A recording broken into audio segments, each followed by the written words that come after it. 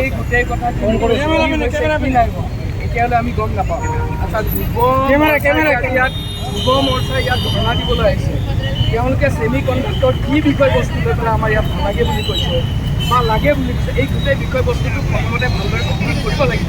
আৰু দ্বিতীয় কথা, আমি ভাল পাইছোঁ এওঁলোকে যদি ধৰ্ণা দিলেহেঁতেন, আজি যি স্মাৰ্ট মিটাৰত অসমৰ ৰাজ্যবাসী, ভাৰতবৰ্ষৰ ৰাজ্যবাসী হাবু ডাবু খাই আছে। গুৱাহাটীৰ মানুহে কৃত্ৰিম বানপানীত ককবকাই আছে। প্ৰতিটো দিনে এইখন চৰকাৰে প্ৰত্যেকজন ৰাইজক ঋণৰ বোজাৰে হাবু ডাবু খুৱাই আছে।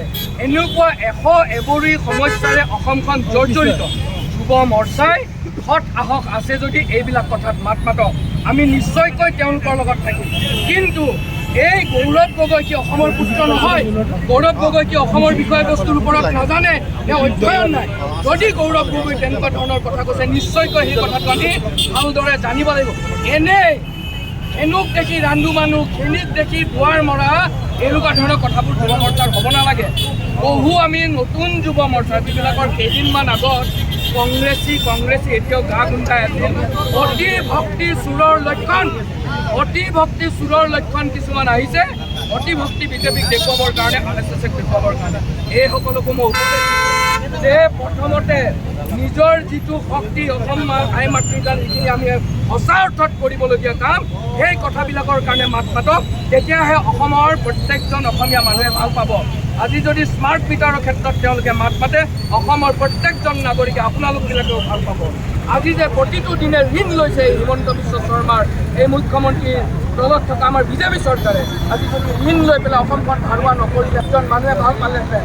অসমত যে খিলঞ্জীয়া অসমীয়া মানুহৰ বুকুত কোৰ মাৰি শিল খাকৰ পৰা জলাশয়ৰ ওপৰত অসমীয়া মানুহক, গুৱাহাটীৰ মানুহক এই যে কৃত্ৰিম বানপানীৰ পৰা ৰক্ষা দিম বুলি কৈছিল, ৰক্ষা দিব পৰা নাই। আমাৰ মানুহক যে তাৰ পৰা বুকুত, তাতে আই মাতৃৰো বুকুত ঘূৰিয়াইছিলে, সেই কথাবোৰ বন্ধ কৰক। তেতিয়া অসমৰ ৰাইজে ভাল পাব। এনেকুৱা ধৰণৰ ৰাইজক নগুৰ নাকলি কৰা কথাবিলাকৰ তেওঁলোকে মাত মাতিলে ৰাইজে ভাল নাপায়।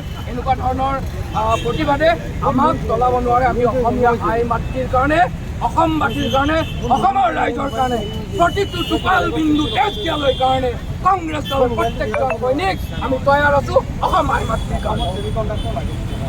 অসমত ছেমি কণ্ডাক্টৰ লাগে নে নালাগে, এই বিষয়বস্তুটোৰ ওপৰত তাৎক্ষণিকভাৱে মন্তব্য দিয়াতকৈ আমি এই বিষয়বস্তুটোৰ ওপৰত অধ্যয়ন কৰিব লাগিব।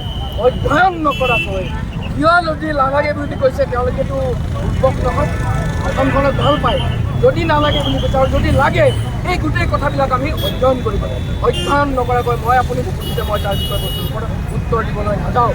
কিন্তু এইখিনি কথা নিশ্চয়কৈ ক'ম, আমি যিবোৰ এইবোৰ সমস্যাত চৰকাৰখন অহাৰ পিছত আমি আছোঁ, এই কথাবিলাক সমস্যা সমাধান হ'ব লাগে।